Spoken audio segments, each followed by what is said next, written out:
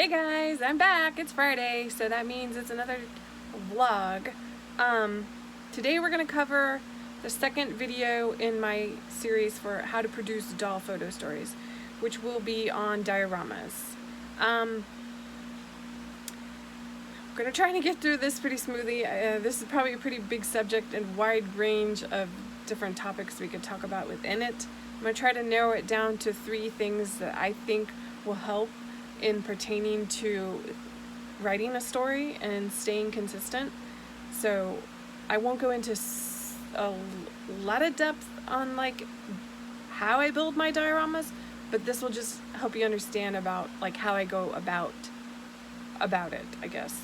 So the 3 things we're going to touch on are types of dioramas I use. Like some are permanent, I don't take them down, I don't store them away, and then others are temporary.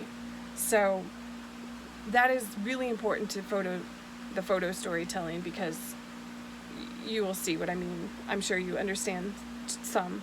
So anyways, the next thing will be like items to have on hand, and collecting non-doll furniture items, and then tips and tricks for creating a more realistic diorama space. And then last will be about focusing your story more or less on certain dioramas and not trying to build a different diorama every single time. Just, if you're going to have a place to permanently set up a diorama, then focus on that diorama and working on it and building on it, So that will be the last thing we talk about. So let's get into it. Alright, let's start off with types of dioramas. So behind me you guys can see Luke and Laura's house. This is a permanent diorama. It does not get taken down. I have added to it over the 8 years that I have been doing the blog. And if you go back in my blog, you can see that they originally were in a different diorama. They used to live in a smaller place. And then they moved out of that and moved into this, which has expanded from a single shelf to 2 shelves. So, for me, this is where my story is, so that's why it's a permanent diorama. Another one, a permanent diorama, is also Bull Tavern, which you could see down here. I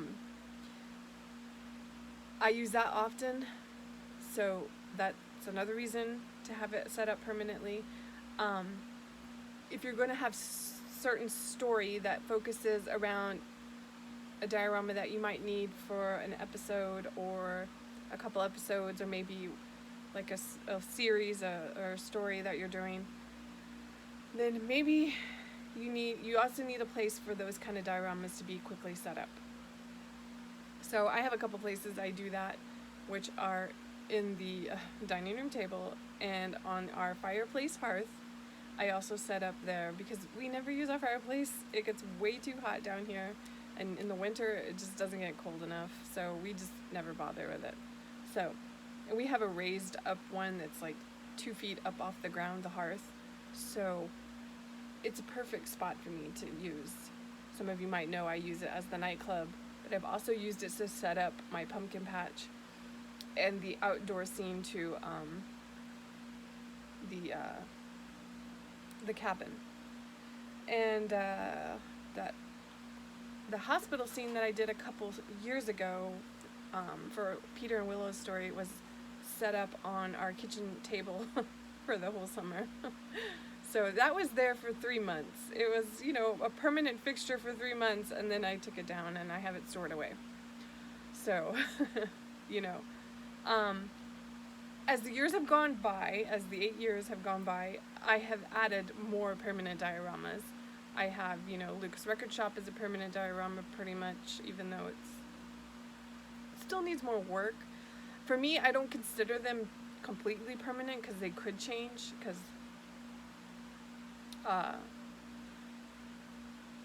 I use foam core and stuff in that diorama, and not the masonite board and wood that I'm using like in Luke and Laura's house. So this house will not move here at all. and neither will Bull Tavern. Bull Tavern is permanent to that spot. But other dioramas, they are permanent there for the time being, but they could change if I want them to. So I have that flexible ability there. So, like I said, having a permanent space to set up your dioramas is so important, especially if you're planning on posting on a regular basis, you know, like once a week or once a month. That time it takes you to set up the diorama, I mean, you could spend a whole day doing that, you know, when you could have spent that whole day taking pictures. And having a place that's permanently set up is going to save you so much more time, because you will spend way more time being able to focus on your pictures and your story doing this than having to haggle with, you know, building a diorama every single time. So I think having at least one permanent diorama for your main characters or your one main character is really important, because you want to be able to just go in there when you're feeling that inspiration and set it up and you know, set up the dolls and take pictures. You don't want to have to go through the whole, you know, process of setting up a diorama. Because especially if it's the same one over and over again, I think that would become way mundane, and your inspiration might fizzle, and then you just don't have that, you know, oomph to take pictures and everything, because you've already spent all these hours setting up the diorama again. So I'm sure a lot of you can relate to this, because it's nice to have it just permanently set up for your dolls and sitting there, and when you're inspired to take pictures, you know, you take pictures. So permanent dioramas are really important. And these large shelves I use here are utility shelves from Home Depot.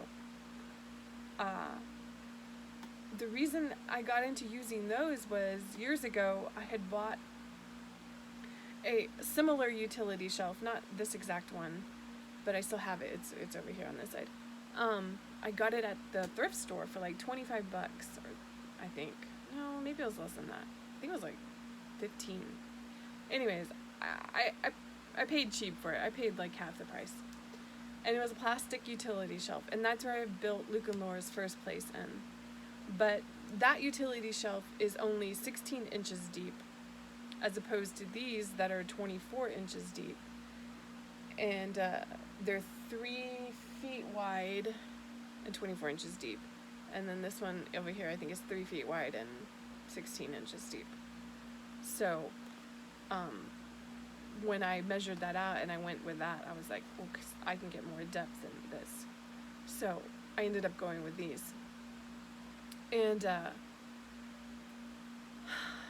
you know, that's how I got into building the dollhouse into these utility shelves, because I didn't have to rely on my husband to help me build any kind of shelving, or I had originally started with bookcases, you know, like the cheap ones you can get at, you know, Target and Walmart, that are only 12 inches deep. You can't get anything in there. There's no space. So that didn't work out for me, and I ended up vetoing that after I found that utility shelf at the Goodwill.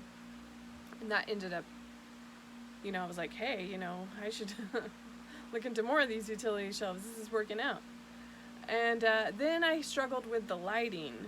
And so when I first started out, I had trouble trying to light my dioramas. And then it hit me after Christmas when all those lights were going on clearance. I was like, you know, okay, I would just grab a bunch of these and I'm able to wire them up in here and light up the diorama so I could take pictures. Because, you know, if you don't have a permanent setup and you don't have good lighting, then it's really hard to take good pictures. So, you know. So, types of dioramas, permanent and temporary. So, you're going to have both. You're going to have to be flexible. If you're really invested in doing this story, then those are things that you're going to have to look into. Okay, so next up we are going to talk about items to have on hand and tips and tricks for making your dioramas look more realistic.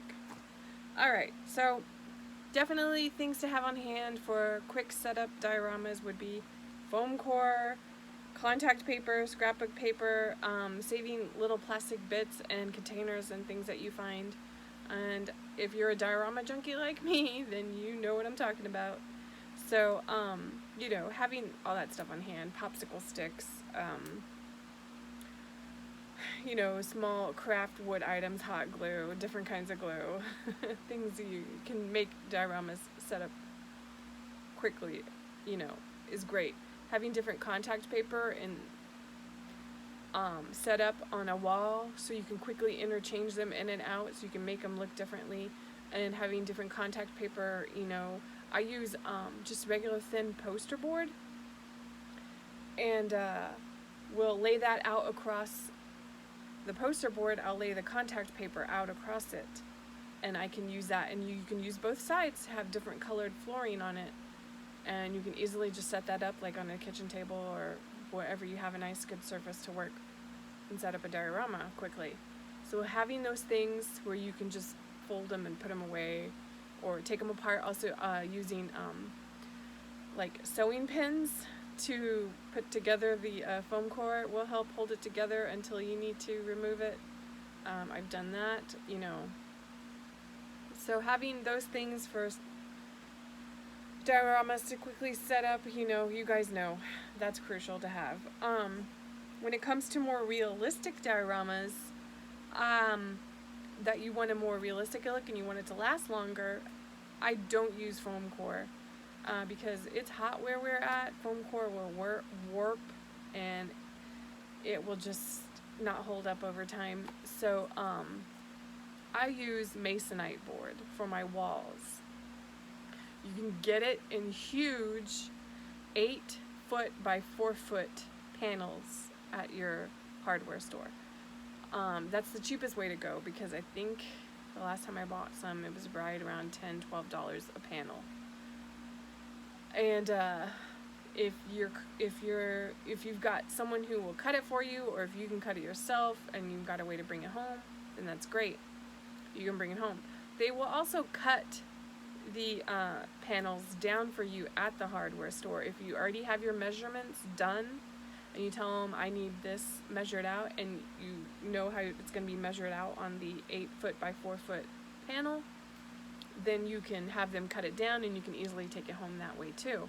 They also sell, I think, like a 2-foot by 3-foot size panel of the masonite board,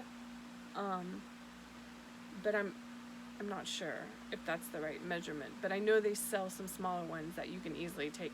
You just can't get much out of it, and I think it's like $4 or $5 for that size. So you're better off for the value getting the big 8-foot by 4-foot panel. So, because these things are meant to go up on a wall. They're like paneling, literally, for walls. You will find it in the hardware section where all the paneling is, like the pegboard paneling that has the holes in it. It's the same type of material, but it doesn't have the holes in it for the pegboard. So that's where you're going to find it. You can get it with like a white coating on it on one side, or you can get it where it's just all brown and you can paint over it.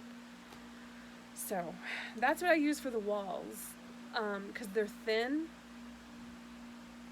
and they don't take up too much space on the when I'm building inside the shelf. So that's what I keep on hand for when I want to add to Luke and Laura's house. I keep that paneling on hand. Also keep on hand a lot of craft wood. My favorite craft wood to work with is basswood. You're going to spend more money, but if you really want a nice, realistic, permanent diorama, then investing in that craft wood is going to be important. And of course, investing in the small tools you need, like hacksaws and things like that. So this has been a learning process for me, building their dollhouse, figuring out how to build it, and scaling things down from a true size, human scale to the 1/6 scale. So so keeping the masonite board and craft wood on hand for when I want to add onto their house is always helpful. Like Laura's kitchen right now, woo, almost knocked over the phone. you can see it still needs a lot of work, but I'm getting there, because it's not cheap, that craft wood, but if you want it real, then that's the way to go. And like I said, for me, that's what I want. It's always what I've envisioned for their dollhouse, because that's where I focus, is on their house. So that is majority of the items that I keep on hand on a regular basis. You can get foam core really cheap at Dollar Tree. It's not the greatest, but you know, you can double it up and it's a little sturdier. Just the stuff at Hobby Lobby is so dang expensive, and even with the 40 off coupon, you know, it's ridiculous, and it's just not worth it. I feel like for all that money it costs for that foam core, you're better off just getting the masonite board, because it's like, you know, like I said, $10-12 for that huge panel. So of course, you guys know, haunting thrift stores for diorama finds, like thrift stores and flea markets, is a great way to find stuff, unique items for your dioramas, so they look more realistic. Luke and Laura's house pretty much has almost no doll furniture in it. It's all handmade, or items that I have found that look, you know, like doll furniture, but they're not. They were built for other things. I think the only thing really pretty much in their house is a few bathroom items, like the toilets and stuff, that are doll furniture, but everything else pretty much, I think that's it.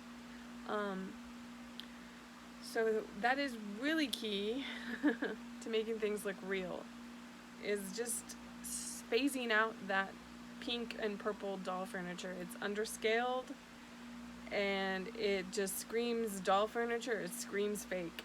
And if you don't want that fake dollhouse look, then don't put that furniture in your dioramas.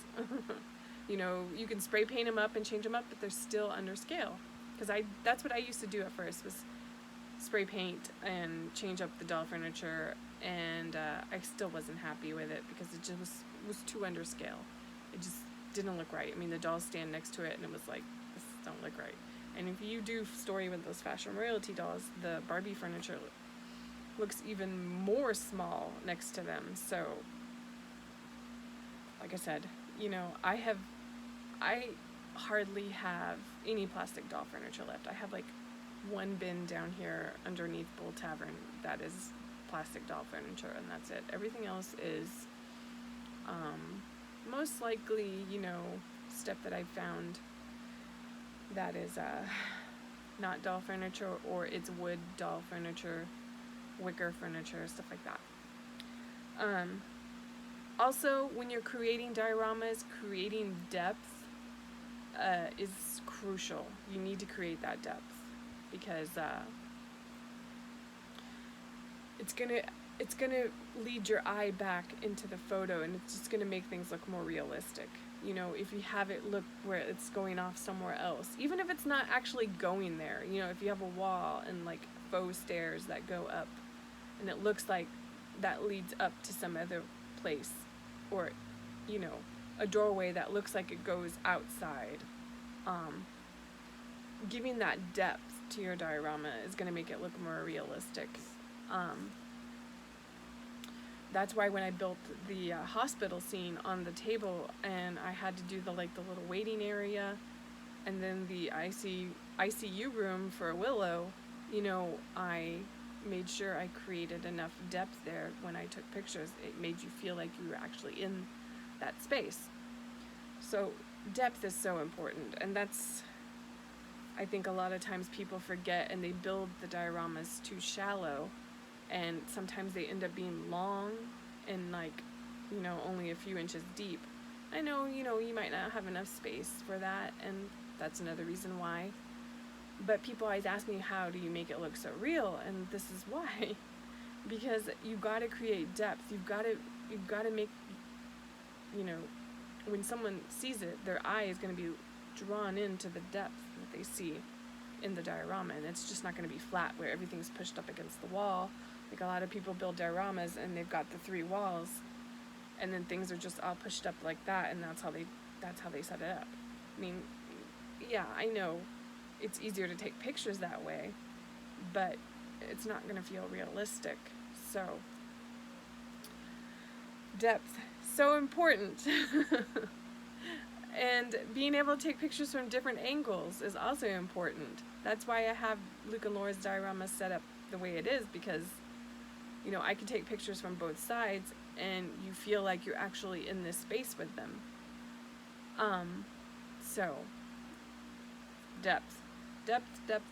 It's so important. I think it's probably one of the most crucial things to the 3D building of a diorama. Because when you build it flat up against the walls of each little diorama, you're not going to have that look, you know, and you just really need that. That's so key, because I don't know how much more I could stress that. Okay, so the last thing we're going to touch on is focusing on certain dioramas, preferably ones that you are going to make permanent, because this all ties into your storytelling and your characters. Having a permanent diorama set up, and a specific one that will pertain to your story. You know, what type of diorama you want it to be that's going to work with your characters, you know. Like Luke and Laura's house, they're my main couple, they're the main story. They're the main characters that the story revolves around. So their house is a main permanent fixture. It's also where most of the story is photographed and shown, is in their dollhouse. So that is so important, because when you think about like a TV show you watch, the sets they always use the same sets to tell the stories. They don't like have a different set every single time they do a story. You know, they write the story in a way for it to be told within the sets they have. You know, you can always have, you know, an exemption to the rule, like I said, with the permanent dioramas. You can have the temporary one set up for specific stories and things like that. Also, having a good outdoor space to photograph things too is nice. So I think that really just brings it around kind of full circle and kind of shows you, like, you know, maybe, okay, what diorama I need to do that would be a permanent fixture for my story, how it pertains to the characters that you're using. So, you know, focusing on 1 to maybe 3 main dioramas that work for you, I think is a great way to start. And don't think big right away. Just don't. You know, you're going to overwhelm yourself. Like I said, Luke and Laura's house has been a work in progress for 8 years, and it's still not done. And like I said, if you go back on my blog and you go all the way back to the beginning, you will see how much things have changed and how much it's little by little I have worked on their dollhouse.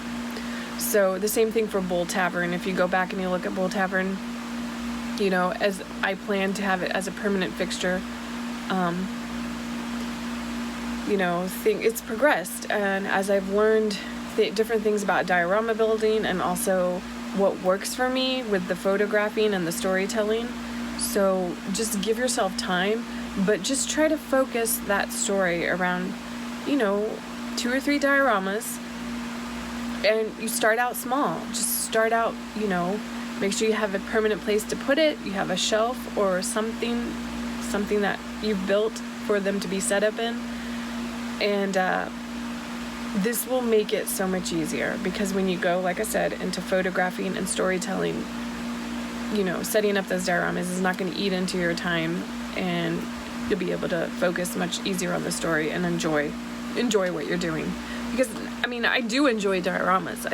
I think that's probably, you know, I think that's my strongest point in storytelling is the dioramas. I mean, I think that's my strongest ability, as opposed to the storytelling and the photographing. But, you know, I've just learned things over the years hand in hand, working with it, you know. Staying consistent and not giving up, researching things, looking things up, trying to figure it out, you know. all those things, persistence has paid off. So, I think that about wraps it up.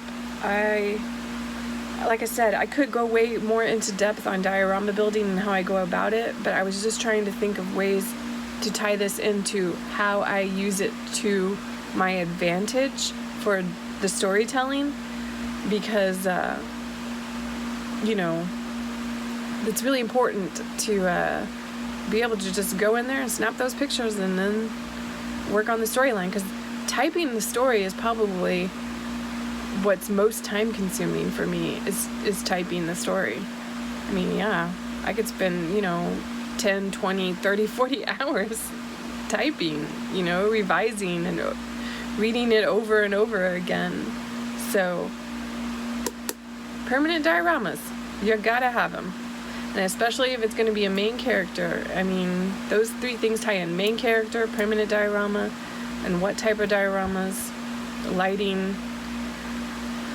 And then next week we'll talk about photographing the dolls and how to make it look more realistic. And I hope you guys find a lot of help with all this. Everything I'm telling you is really off the top of my head. I've tried to outline some of it, but it's just all experience and everything that I've just learned over the years. And hopefully it'll help you guys out and not be discouraged, because I think a lot of people give up right away when things just don't turn out the way they want it, and they expect to see it when they see my stuff and think that they can do the same thing. And I'm like, I wasn't here at this point when I started out 8 years ago.